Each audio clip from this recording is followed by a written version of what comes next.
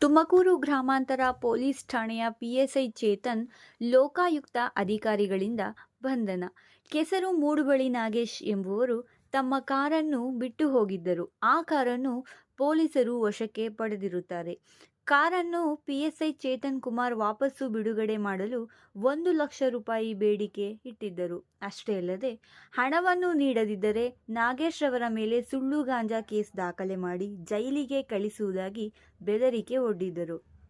ಈ ಬೆದರಿಕೆಗೆ ಹೆದರಿದ ನಾಗೇಶ್ ರವರು ಲೋಕಾಯುಕ್ತ ಮೊರೆ ಹೋಗಿ ದೂರು ದಾಖಲಿಸಿದ್ದರು. ಕಾರ್ಯಾಚರಣೆ ನಡೆಸಿದ ಲೋಕಾಯುಕ್ತ ಅಧಿಕಾರಿಗಳು ಲಂಚದ ಆವೇಶದಲ್ಲಿದ್ದ ಚೇತನ್ ಕುಮಾರ್ ಅವರನ್ನು ರೆಡ್ ಹ್ಯಾಂಡ್ ಆಗಿ ಹಿಡಿದು ವಶಕ್ಕೆ ಪಡೆದಿದ್ದಾರೆ.